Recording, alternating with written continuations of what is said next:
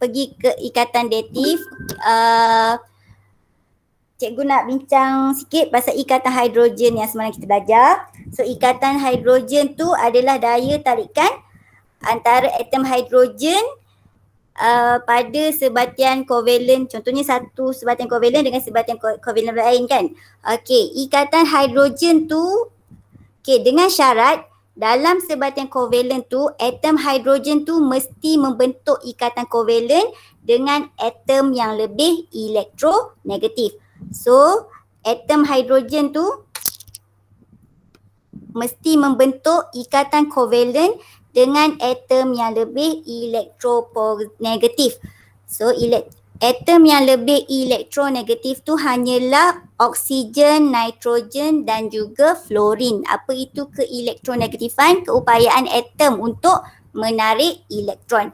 Okey, jadi ikatan hidrogen ni hanya terbentuk pada sebatian yang mana atom hidrogen dia membentuk ikatan kovalen dengan atom yang lebih elektronegatif.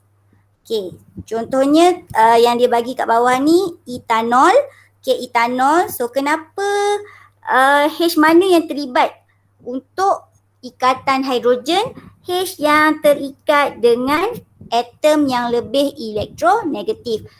Bukan pada H yang terikat pada karbon. Okey, dia mesti pada atom hidrogen yang terikat dengan atom yang lebih elektronegatif. Barulah ikatan hidrogen boleh terbentuk. Okey, jelas? Cikgu. Ya. Maknanya dalam satu molekul tu ada ikatan kovalen dengan ikatan hidrogen ke? Semua ni adalah ikatan kovalen kan. Ini ikatan kovalen. Tapi ikatan hidrogen kan yang terbentuk antara molekul A dengan molekul B. Dengan syarat hidrogen ni terikat dengan atom yang lebih elektronegatif. Dalam satu sebatian, atom hidrogen ni mesti terikat dengan atom yang lebih elektronegatif. So dia akan membentuk ikatan hidrogen antara oksigen ni, contohnya oksigen ni dengan hidrogen yang ini. So ini adalah ikatan hidrogen. Ataupun kalau dengan air, kenapa H ni, kenapa O ni, okay, O ni tak pergi dekat H dekat sini. So dia tak boleh, dia mesti pada hidrogen yang terikat secara kovalen dengan atom yang lebih elektronegatif. Okay, so barulah so ini adalah ikatan hidrogen. So O ni tak boleh pergi dekat H yang dengan C dengan yang terikat dengan C ni. Dia mesti dengan yang terikat dengan atom yang lebih elektronegatif. So 3 atom yang lebih elektronegatif adalah nitrogen, oksigen dan juga fluorin. Okay, itu adalah ikatan hidrogen. So kalau awak tengok kat sini, ini adalah keelektronegatifan bagi setiap elemen. Okay, kalau kita tengok, so fluorin, oksigen dan juga nitrogen adalah antara yang mempunyai keelektronegatifan yang tinggi. Tapi walaupun klorin ni, walaupun klorin ni mempunyai keelektronegatifan macam hampir dengan nitrogen dan hidrogen, tapi ikatan hidrogen tak boleh terbentuk dengan klorin kerana saiz atom klorin adalah besar. Kenapa ikatan hidrogen tu tak boleh terbentuk antara atom klorin walaupun dia mempunyai keelektronegatifan yang lebih kurang dengan atom nitrogen ataupun atom oksigen? Kerana atom klorin mempunyai saiz atom yang lebih besar. Sebab tu dia tak boleh membentuk ikatan hidrogen. Okey, jelas? So maknanya ikatan hidrogen ni antara atom hidrogen yang terikat dengan nitrogen, oksigen dan juga fluorin. Okey, boleh ikatan hidrogen? Boleh cikgu. Okey, so hari ni kita akan masuk ikatan datif. Okey, so ikatan datif ni pun merupakan sama macam ikatan kovalen. Cumanya ikatan kovalen adalah perkongsian elektron antara dua atom kan. So ikatan kovalen adalah perkongsian elektron antara dua atom untuk membentuk susunan elektron oktet yang stabil ataupun susunan elektron duplet yang stabil. Tapi kalau ikatan datif ni dia merupakan dia juga adalah ikatan kovalen tapi perkongsian elektron tu daripada satu atom saja. Okey? Itu ikatan datif. Kalau ikatan kovalen biasa, perkongsian elektron tu daripada dua atom. Okey, dua atom dia akan berkongsi elektron untuk mencapai susunan elektron oktan stabil. Tapi kalau ikatan datif, ikatan kovalen datif ni hanya satu elektron saja yang akan berkongsi elektron untuk mencapai susunan elektron oktat ataupun duplet yang stabil. Hanya satu elektron tu je yang sumbangkan elektron untuk perkongsian. Kalau ikatan kovalen biasa, dua elektron akan sumbangkan elektron untuk perkongsian kan. Tapi kalau ikatan datif, hanya satu saja atom. So hanya satu saja atom yang menyumbangkan elektron untuk perkongsian. So itu adalah ikatan datif. So ikatan datif ni berlaku pada contohnya pembentukan ion hidroksonium. Okey. Pembentukan ion hidroksonium. So macam mana kita nak dapatkan ion hidroksonium dengan melarutkan hidrogen klorida dalam air. So apabila hidrogen klorida larut dalam air, dia akan menghasilkan ion hidrogen dan ion klorida. So ion hidrogen yang terhasil ni akan bergabung dengan molekul air untuk membentuk ion hidroksonium. Okey, macam mana ikatan datif ni terbentuk dalam ion hidroksonium? Okey, so molekul air. Jadi awak tahu Cl dia punya formula struktur dia macam mana? Jadi Cl nukleus 2, 8 kan kalau dia dah jadi ion. Macam ni kan bentuk dia. So 2, 8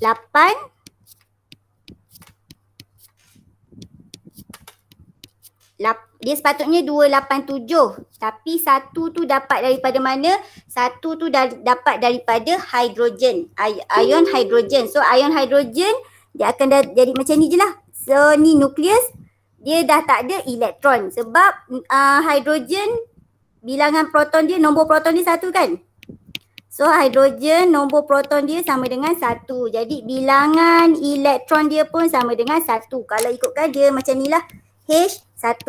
So bila dia dah melepaskan elektron kepada ion klorida pada atom klorin, so atom klorin terima elektron daripada atom hidrogen, so dia akan jadi ion klorida. Jadi dia akan macam ni je lah. Dia dah tak ada elektron. Elektron ni dah pindah ke, dah diterima oleh ion klorida. So dia wujud macam ni. Dah tak ada elektron. Okay, so apabila ion hidrogen ni bergabung dengan air, so air, formula struktur dia macam mana? H2O kan? So oksigen 2 berapa? So petala pertama 2, so petala kedua. Okay, ni air, ni hidrogen, ni adalah hidrogen. So hidrogen satu sini, satu sini. So nukleus. Jangan lupa nukleus. Okay, so dia 26 kan? Salah pula.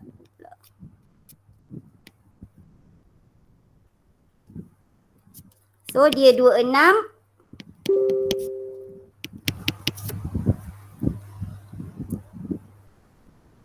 So 8, 26. So 4 bebas. Okay, betul?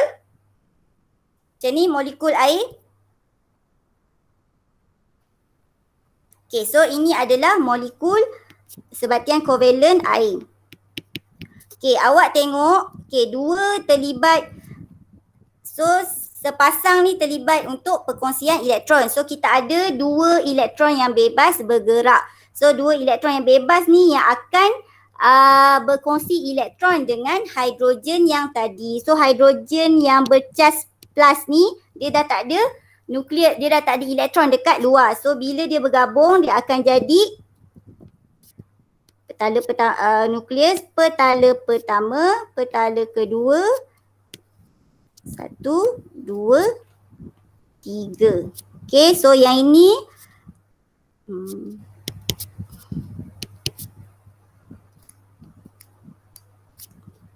okay, so yang ini adalah yang asal lah untuk air,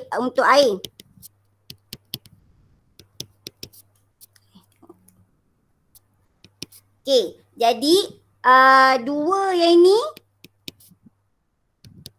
so ini hidrogen. Okey, jadi sepasang yang ini akan diberi kepada, maknanya sepasang elektron tu akan diberi kepada ion hidrogen untuk membentuk ikatan. So yang ini yang kita panggil sebagai ikatan datif. So sepasang elektron ni disumbang oleh molekul atom oksigen yang mempunyai dua pasang elektron yang bebas lah, kiranya yang tak terikat, yang tak membentuk ikatan dengan atom hidrogen yang sedia ada. So dia akan bagi dua elektron ni kepada ion hidrogen tadi untuk membentuk ikatan. So ini yang kita panggil sebagai ikatan datif. Okey, faham? Cikgu, maknanya untuk motif atom dengan ion lah. Dia ada juga, dia ada beberapa, dia bukanlah semua, dia ada beberapa. Nanti awak akan nampak ada satu lagi contoh antara molekul dengan molekul. Yang ni kenapa? Sebab ion hidrogen tu dah tak ada elektron. Jadi dia apabila ion hidrosonium ni terbentuk melalui perkongsian elektron, elektron tu yang diberi oleh atom oksigen. Yang maknanya dua-dua tu daripada atom oksigen. Okay. So yang ni akan membentuk ion hidroksonium yang bercas positif. Cikgu, Ya. Mika ada tanya dalam chat, apa jadi bila ion hidrogen tu dah tak ada charge dah? Dah tak ada elektron. Bila atom hidrogen dah tak ada charge, dia jadilah ion hidrogen. Tapi bukan tak ada charge ke cikgu? Macam mana boleh jadi positif? Positif kan? Okey, positif kan apabila atom melepaskan elektron membentuk ion bercas positif. Sebab tu dia still bercas sebab apa bercas positif? Okey. Yang dilepaskan hanyalah Elektron. Okey, proton still ada satu. Okey, kalau ni untuk atom hidrogen. Okey, ni untuk atom hidrogen. So hidrogen petala nukleus petala pertama. So dia hanya ada satu sahaja. Jadi nombor proton dia berapa? Sama dengan satu. So kalau bilangan proton dia sama dengan berapa? 1. Okey, proton bercas apa? Positif. Positif. So bilangan elektron dia pun sepatutnya berapa? Sama dengan 1. So ni bila dia dalam keadaan atom. So sebab tu dia neutral. Dia positif negatif dia matikan kan. So bila dia lepaskan elektron, so elektron dah tak ada. Jadi dalam tu dia adalah yang bercas, dia hanya ada proton. So menyebabkan dia bercas positif. Faham? Dia berlebih, bukan berlebih. So bilangan proton dia tak berubah. Bilangan dalam proton tu masih ada. So proton tu bercas positif, so menyebabkan ion bercas positif lah terbentuk. Kalau negatif, maknanya contohlah klorin berapa 17. Nombor proton adalah 17. Nombor proton 17. So bilangan elektron pun sama dengan 17.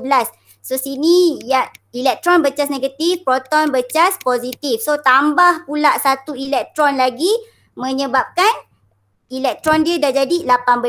So dia lebih zarah yang bercas negatif menyebabkan ion tu bercas negatif. Kalau ni lebih zarah yang bercas positif, sebab tu dia menjadi ion bercas positif. Okey? Menjawab soalan? Jawab cikgu. Okey. So yang tadi tu ion hidrogen. Okey, disebabkan ion hidrogen tak ada elektron. Okay, so atom oksigen mencapai susunan elektron oktet. So dalam ni dia dah atom oksigen dalam air telah mencapai susunan elektron oktet, manakala atom hidrogen dalam ni pula telah mencapai susunan elektron duplet yang stabil. So hidrogen yang kat sini, ion hidrogen ni tak mempunyai elektron dalam petala. Sebab apa? Elektron tu dah tak ada dalam petala. Elektron tu dia dah bagi dekat atom klorin. So membentuk ion klorida. Okay.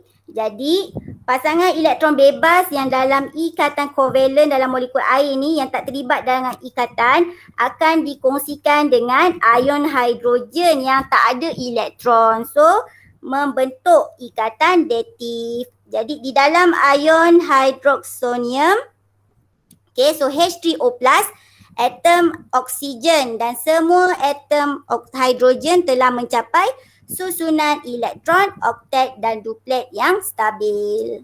Okay, jelas? Jelas. Okay, so ini pembentukan ion hidroksonium. Okay. Okay, contoh yang kedua. Okay, apabila gas hidrogen klorida HCl dan gas amonia NH3 bercampur, wasap putih amonium klorida terbentuk. Okay, jadi ni NH3 campur hidrogen klorida akan menghasilkan amonium klorida. So awak ingat kan ion amonium macam mana? Formula ion amonium? NH4. NH4+. So yang NH3 dengan HCl ni merupakan sebatian kovalen. Manakala amonium klorida ni merupakan sebatian Ion. ion. Okay, so sebatian yang terbentuk tu mempunyai ion amonium dan juga ion klorida. Okay, so macam inilah sebatian kovalen. Okay, jadi struktur untuk NH3 macam ni, betul? So hidrogen klorida macam ni. Okay, jadi bila dia membentuk amonium klorida, so dia akan terhasil ion amonium dan juga ion klorida. Jadi macam mana ion amonium ni terbentuk? So sama juga macam ni, bila membentuk ikatan H kat sini, H yang dekat sini akan, so satu elektron ni akan dilepaskan dan akan diterima oleh atom klorin. So bila atom klorin terima satu elektron, dia akan membentuk ion klorida yang ini. So satu ni datang daripada mana? Satu ni datang daripada hidrogen yang kat sini. Okay, awak kena ingat apabila tindak balas berlaku, ikatan akan terputus. Kan? Kalau tindak balas berlaku, yang bahan akan terputus ikatan, yang hasil akan membentuk ikatan macam tu. Jadi hidrogen yang kat sini akan melepaskan elektron dan diterima oleh atom klorin membentuk ion klorida. So nanti kat sini akan jadi H plus kan? So H plus kat sini akan bergabung dengan amonia. Jadi dua yang tak terikat dengan ikatan yang dalam amonia tu, maknanya dua elektron yang bebas ni akan dikongsikan dengan hidrogen. So hidrogen akan membentuk dekat sini, membentuk ikatan apa? Datif. Ikatan datif. Okay, so ion amonium pun terbentuk melalui elektron yang dikongsikan oleh atom nitrogen. So semua ni dah mencapai susunan elektron oktet yang stabil. Nitrogen dah lengkap, dah capai, hidrogen pun dah capai susunan elektron duplet yang stabil. So dia membentuk ion bercas positif. Okay. Cikgu. Kan daripada HCl kan dia jadi NH4. So maknanya dengan NH4 dengan Cl tu dia jadi ikatan ion lah kan cikgu? Ini ikatan ion lah antara ni. Sebab tu dia adalah sebatian ion. Maknanya dalam sebatian tu ada ikatan, ada sebatian ion, ada ikatan ion, ada ikatan datif dengan ikatan kovalen lah kan cikgu? Ikatan kovalen tak ada Antara ada dua lah kan? Ikatan datif dengan kovalen tu disebabkan, so yang ni kan patut ada 3 ikatan kovalen, 1 ikatan datif. Tapi dia dikira sebagai ikatan kovalen dah. Dia punya perbezaan tu dah tak sama sebab dia dah berkongsi. Jadi dalam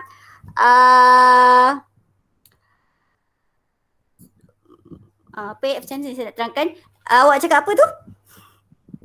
Dekat dalam ni ada ikatan datif, ikatan Ya. So sini ion ni dengan ion ni ikatan ion. So yang membentuk ion amonium ni dalam tu, macam mana ion amonium terbentuk apabila berlaku perkongsian elektron nitrogen dengan ion hidrogen yang daripada sini. So sini ikatan reaktif. Ikatan reaktif dalam ion amonium. Kalau antara ion amonium dengan ion klorida, so ikatan ionik lah. Daya tarikan elektrostatik. Okay. Tapi dia nampak lebih kepada ikatan ionik lah. Antara ion amonium dan juga ion klorida. Cuma kat sini dia menerangkan pembentukan ion amonium. Okay? Boleh? Okay, cikgu. Okay. So sini yang melibatkan ion. So yang ni. Okay. Contoh yang uji kendiri yang ketiga. So atom boron yang terdapat dalam sebatian boron trifluorida belum mencapai susunan elektron oktet. Hanya mempunyai 6 elektron valence. So yang ini dia boleh membentuk ikatan reaktif. Okey. Cikgu cakap hari tu kita hanya belajar nombor proton yang melibatkan nombor 1 hingga 20 kan? Okey. Dalam 1 hingga 20 tu ada dua atom yang dia tak ikut hukum oktet. Maknanya dia tak capai susunan elektron oktet yang stabil. So dia tak hukum oktet kan kena 8 kan. So ada dua atom yang dalam nombor proton 1 hingga 20 tu dia tak mengikut hukum oktet. Iaitu perlu mencapai susunan elektron oktet stabil lah, kena 8. Iaitu boron dan juga aluminium. Okay, boron dan juga aluminium. So dia tak ikut hukum oktet. Okay, hukum oktet tahu kena ingat dia kena capai susunan elektron oktet. Oktet tu 8 ataupun duplet yang stabil. So boron trifluorida formula dia macam ni lah. So boron dia 5, nombor proton dia 5. Okay, jadi susunan elektron dia adalah 2, 3. Manakala fluorida 9, 2, 7. So bila kita buat dia punya formula struktur, kita dapat macam ni lah. Boron trifluorida. Okay, dia tak ikut hukum oktet. So, bila dia bergabung dengan NH3, barulah dia membentuk amonia boron trifluorida ni, barulah kat sini dia mengikut hukum oktet. So, NH3 sama macam ni kan, NH3. So, NH3 yang ni. So, bila dia bergabung, jadi atom nitrogen ni akan sumbang 2 elektron ni untuk berkongsi dengan boron trifluorida. So kita akan dapat, ni nanti samalah macam ni bentuk dia. So awak akan dapat, okay, malas. So boron, sekejap. Anda siap lukis dah.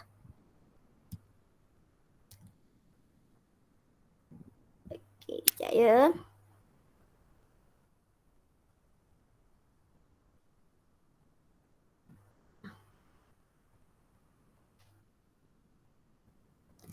Okay,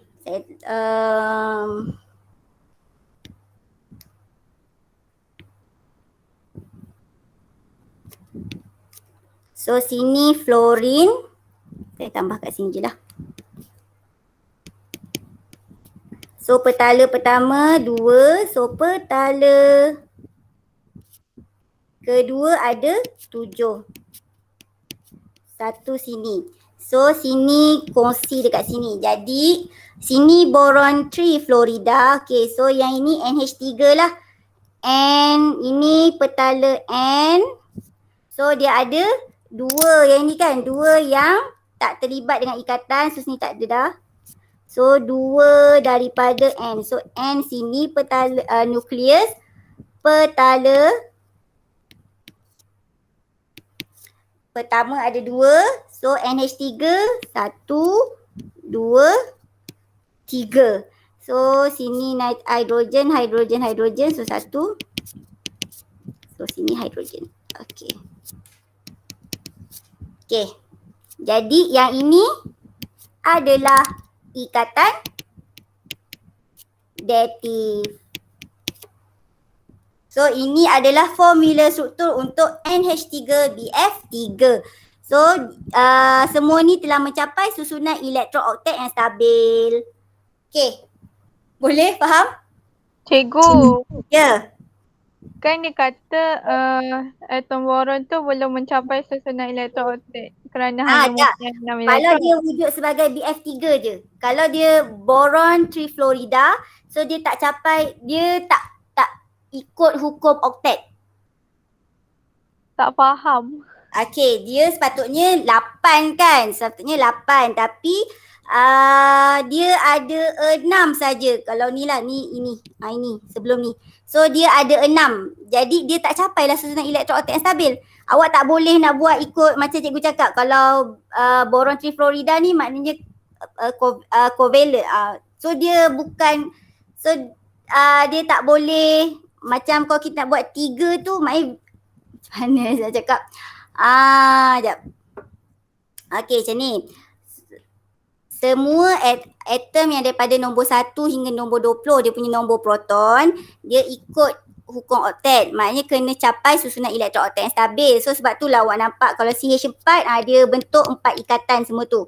Ikatan kovalent, ikatan ionik. Tapi untuk boron dan aluminium ni dia tak ikut macam tu. Okay, dia tak ikut susunan, dia tak ikut hukum oktet untuk capai susunan elektrooktat stabil. Jadi bila kita susun dalam ni, so awak dapatlah BF3 ni macam ni saja. Tak ada 6 elektron saja.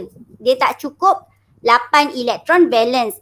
Okey, bila dia bertindak balas dengan amonia, amonia ni dia memang dah capai kan, dia dah capai susunan elektrooktat yang stabil, tapi dia mempunyai 2 elektron yang tak terlibat dengan ikatan. So dia mempunyai 2 elektron yang bebas bergerak. So bila BF3 ni, boron trifluorida ni bertindak balas dengan amonia yang mempunyai 2 elektron yang tidak terikat dengan ikatan ataupun 2 elektron bebas tu. So dia bila dia dah membentuk ikatan, so dia akan membentuk ikatan kovalent lah kat sini. Ikatan kovalent dative melalui perkongsian elektron. Elektron tu datang daripada atom nitrogen ni. Jadi dia telah mencapai, so boron ni telah mencapai susunan elektrooktat stabil 1, 2, 3, 4. Dia boleh capai bila dia bertindak balas dengan amonia. Dia boleh capai bila dia bertindak balas dengan amonia. Kalau dia berdiri sendiri je boron trifluorida, dia hanyalah ada 6 elektron valence saja.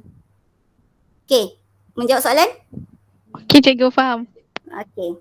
So bila dia bertindak balas dengan amonia, barulah dia telah mencapai susunan elektrooktat yang stabil. So ini yang kita panggil sebagai ikatan dative.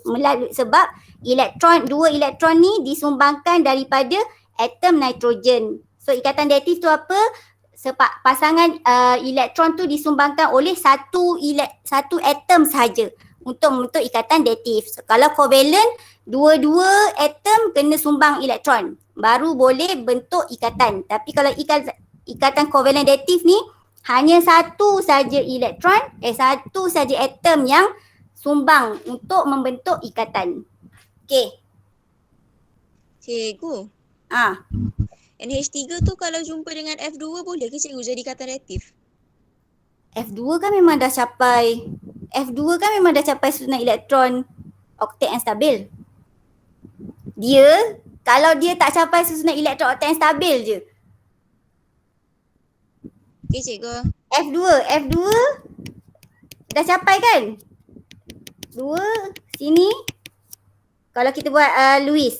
So F2 kan dah capai. Sini daripada F1 lagi.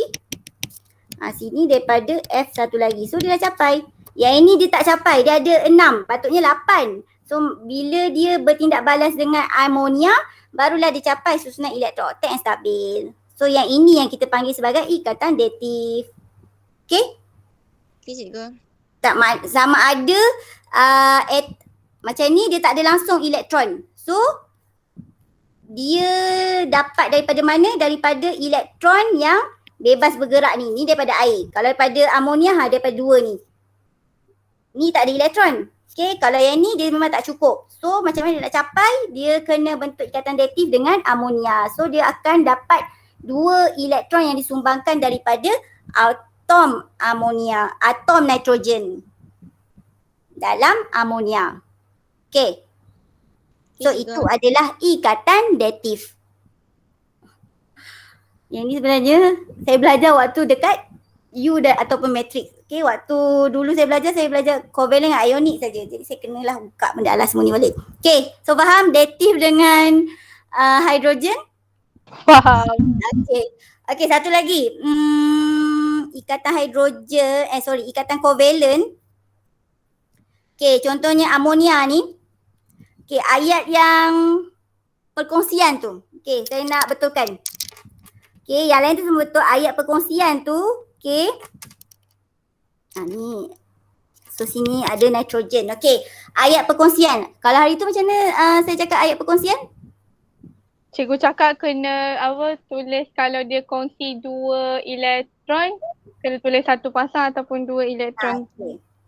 So ayat dia macam ni kan. Jadi kita hanya, so sini ada 3 atom hidrogen. So kita hanya terangkan pasal satu pasangan ni saja untuk menerangkan setiap ikatan tu. So kita tahu ikatan tunggal kongsi 2 elektron.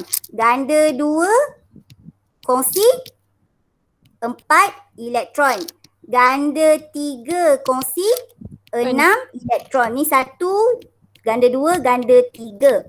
Okey, jadi macam mana ayat yang atas tu semua sama. Cuma ayat untuk perkongsian tu je. Jadi kita boleh cakap setiap atom hidrogen ni, so kita, kalau yang ni atom hidrogen ni berkongsi berapa dengan satu atom nitrogen? Berkongsi berapa elektron dengan satu atom nitrogen?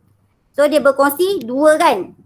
So kita jangan cakap macam ni je. Setiap atom hidrogen berkongsi sepasang elektron dengan satu atom nitrogen. Maksudnya setiap tu kita tahu dah. Setiap tu ada berapa hidrogen? Setiap tu ada 3 hidrogen. So setiap atom hidrogen berkongsi sepasang elektron dengan satu atom nitrogen membentuk 3 ikatan tunggal. Okey, boleh. Setiap atom hidrogen berkongsi sepasang elektron. Jadi kat sini ada berapa? So kat sini akan membentuk 3 ikatan tunggal. Okey, setiap atom hidrogen akan berkongsi sepasang elektron dengan satu atom nitrogen membentuk 3 ikatan tunggal. Okay, kalau contoh kalau so kita jangan gunakan, kita jangan, itu cikgu cakap 3 atom hidrogen dan 1 atom nitrogen berkongsi 6 elektron kan. So tak boleh, yang tu dia tak menerangkan ikatan tunggal ke, ganda 2 ke atau ganda 3. Jadi kita cakap setiap atom hidrogen berkongsi sepasang elektron dengan 1 atom nitrogen membentuk 3 ikatan tunggal. Okey, apa dia? Awak cakap apa? Cikgu, kalau ayat dia mula dengan atom nitrogen, maknanya 1 atom nitrogen berkongsi 3 pasang. Sepasang. Kita terangkan pasal satu pasang je. Tapi kalau start daripada berkongsi sepasang elektron dengan setiap atom hidrogen. Awak cakap apa? Betul je. Okey, saya faham. Okey, faham apa maksud cikgu kan? Kalau kita cakap berkongsi 6 pasang, dia tak menerangkan tunggal ke, ganda 2 ke, ganda 3. Sebab kita tahu ganda 2, tunggal berkongsi 2 pasang elektron. 2 elektron ataupun sepasang elektron. Ganda 2 berkongsi 4 elektron. Ganda 3 berkongsi 6 elektron. Jadi kita nak terangkan tunggal ke, ganda 2 ke, ganda 3. Jadi setiap atom hidrogen berkongsi sepasang elektron dengan satu atom nitrogen membentuk 3 ikatan tunggal. 3 ikatan kovalent tunggal. Ataupun atom nitrogen akan berkongsi sepasang elektron dengan setiap hidrogen membentuk 3 ikatan tunggal. Okey. Boleh? Cikgu, kalau tulis boleh, cikgu. Kalau tulis? Kalau tulis yang 6 pasang yang cikgu kata sebelum tu, lepas tu tak boleh kan cikgu tambah je kat belakang. Tak boleh sebabnya dia tak bila cikgu tengok dia tak menerangkan ikatan tunggal ke, ganda 2 ke, ganda 3. Sebab kita tahu tunggal 2 elektron ataupun sepasang. Dia tak ada 6 pasang. Macam tu lah. So kalau ganda 2, 4 elektron ataupun 2 pasang. Ganda 3, 6 elektron ataupun 3 pasang. Dia tak ada sampai 8 ke apa. Jadi kat situ kesilapan cikgu. Jadi ayat dia awak kena cakap macam tu lah.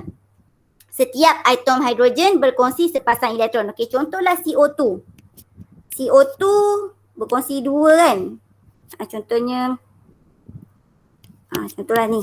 Okey, CO2 karbon dioksida. Jadi macam mana awak cakap? Setiap atom oksigen berkongsi 2 pasang elektron dengan atom karbon membentuk 2 ikatan ganda 2. Okey, jelas? Cikgu kalau satu, maknanya kalau satu atom karbon, satu atom Kalau satu atom karbon, kita terangkan pasal sebelah ni je. Sebab tu kita guna setiap. So satu atom karbon berkongsi, kalau ni kan 1, 2, 1, ni kan 4 elektron kan. So satu atom karbon berkongsi 4 elektron dengan setiap atom oksigen membentuk ni 1 ikatan ganda 2, yang ni 2 ikatan ganda 2. So satu atom karbon berkongsi 4 elektron dengan setiap atom oksigen membentuk 2 ikatan ganda 2. Okey? Boleh? boleh. Okey. So itu je lah. Saya rasa sampai situ je betulkan yang tu. Okey, jadi so ikatan hidrogen, ikatan reaktif dengan pembetulan untuk ayat tu je. Yang lain semua betul, cuma nak terangkan pasal perkongsian elektron tu membentuk ikatan apa. Okey? So jadi awak boleh buat